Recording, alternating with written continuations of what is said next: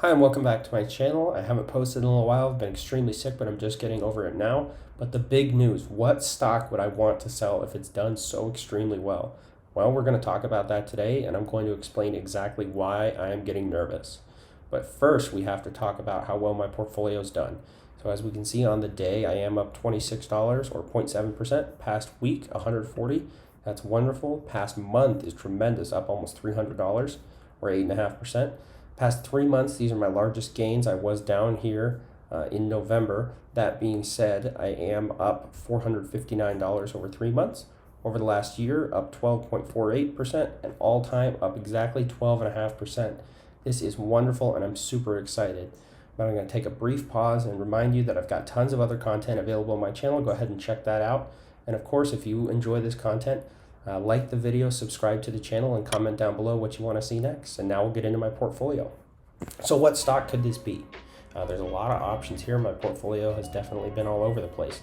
But if you've watched the channel, you know there's only one option, and that's Vivint Solar. This has been a fantastic stock for me. Total return of $172, up almost 58%, which is wonderful. Up 8.5% today, which is crazy. On the week, up 22%, and that's where most of my gains have come from. Over the past month, 36%, 3 months, 64%, and if we look at the last year, it's crazy, up 148%, almost 150%. Over the past 5 years, there's actually very limited growth. It is down all time from when the IPO came out in 2014. But I have an article pulled up about why I might want to sell Vivint Solar. So here we have a technical analysis from US Post News, and they're talking about all the different reasons that Vivint Solar has done particularly well. So here they say when it comes to the technical analysis, there are more than several important indicators on the company's success in the market, one of those being the relative strength indicator, which can show what's going on with the value of the stock beneath the data. It says when it comes to the stochastic reading, or someone could let me know exactly how to pronounce that in the comments. But according to that reading, stocks are showing 89% in results, indicating that the stock is either overbought or oversold at the moment, providing it with a neutral reading. That to me on its own is a little bit of a question mark, because Vivint Solar has been a buy for the past couple months, according to numerous different publications. So certainly something to be concerned about, in my opinion. But actually, if we go back to the top of this article, they said what will eventually wobble Vivint Solar. And the reason that this is an important heading for the article is that no matter how positive this article may seem, a lot of people are concerned that there's been too much rise too quickly. Clearly, it's worked out very well for me, but there's a lot of question marks there. So here they go into the more specific details. So they say that over the past couple days, there's been more than 985,000 shares trading, which is crazy for a company of this size. They also said, of course, this is a couple days old now, but they said the stock jumped to a value of $9.56, which is its highest for that period. Of course, when we're talking about today's value of $10.86, that's the highest it's been in years. So even that closing price the other day of $9.49 was huge, and it's gone to new heights since then. People are predicting now, I guess, $11.50 for Vivint Solar as a target price. That is slightly concerning. I'd seen as high as 12 or 14 before, but that being said, it is a little bit dicey. They said other indicators are hinting that the stock could reach an outstanding figure in the market share, which is currently set at $117 million in the public float, or $1.24 billion in market capitalization. If they reach that $117 million, 117 million shares outstanding, that could absolutely become an issue. It could dilute the shares. You could see massive sell-offs, and I think there's a lot of downside there. Really, it's just a big question mark. A lot of people are concerned about the earnings with Vivint Solar, so if we go ahead and go back to this and look at it, we can see the earnings are a huge problem. I've talked about in videos. They have tons of debt that they haven't fixed, but of course, earnings are the most important. If you're not making money, you can't be successful. They're trending upwards, but this next earnings call, I always say, is going to be pivotal to understand exactly what's going on with the company. But we'll look at some of my other stocks and some of the changes that I want to make. We'll skip SPHD I talked about last week. Not super confident in this one anymore. Not nearly as much growth as I would have liked. And so I'm looking at other ETFs, possibly some more REITs. So if you have any recommendations, leave those down in the comments. Microsoft is another one that I always like to touch on, trading for $185, which is crazy to see, up $60 on that all time. Won't touch on this one a whole lot, but of course, we'll show over the last year, up 74%. High buy rating here on Robinhood, still a 91% buy rating. Earnings have skyrocketed. Of course, that last earnings call did go fairly well for them. 151 was their actual earnings, and estimated was $1.32. Trending upwards and consistently beating those expectations, which is always good to see.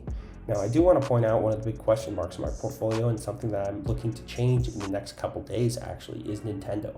Currently trading for $46.40. I am down on this one all time after about 6 months. Clearly, I don't own very much of it, but it's a stock that I'm not super confident in anymore, despite the current high buy rating.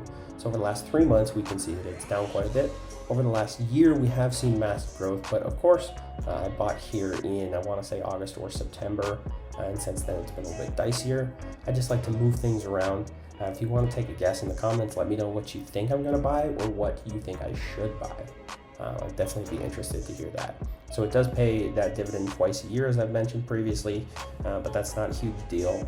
I think I can find other stocks that pay higher dividends or more consistent dividends, while also providing better growth for my portfolio. And of course, I have to talk about Bitcoin. It might be repetitive at this point, but it is huge news because I am in the green on Bitcoin finally.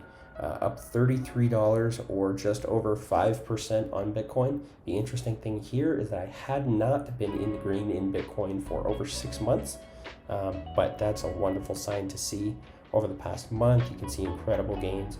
Over the last 3 months, we can start to zoom out and see a little bit of this curve from that downward trend. Over the last year, we can see we're recovering from that big drop off from June, where it peaked at almost 13,000. And the trough was around 6,700, if I remember. Of course, I always like to zoom out to 5 years just to show you 4,600% growth. Definitely amazing to see. Agilent is another interesting one because it's a stock that I think has more room to grow. A lot of the reading that I've done on Agilent says that, again, in this R&D field, really we're seeing a resurgence of technology companies due to more gains in the stock market, basically. There's more money flowing around, and these companies have more room to grow, which is awesome to see. So up $27 on that all time, or 19%. If we zoom out to 3 months, we can see that it's performed fairly well, with a drop off there at the last earnings call. Over the last year has performed not nearly as well, a couple drop offs, but still up 11%. And over the past 5 years, we can see even better growth, 117%. Of course, pretty good buy rating here from Robinhood, but the earnings is an interesting one. They are in the green, and they are trending slightly upwards. So this next earnings call coming up next week could be another interesting one. I put a lot of value into these earnings calls and think that they're extremely important, but let me know what you think about that. And the last one that I'm going to cover is Sony. It's a stock that's been fairly good for me, but I would say there's a lot of things that could go on here. I've talked about the PlayStation 5 coming out this year. Certainly Sony does a lot more than that, but in terms of publicity and PR, that could be a huge one for them. So over the past month, down 1%.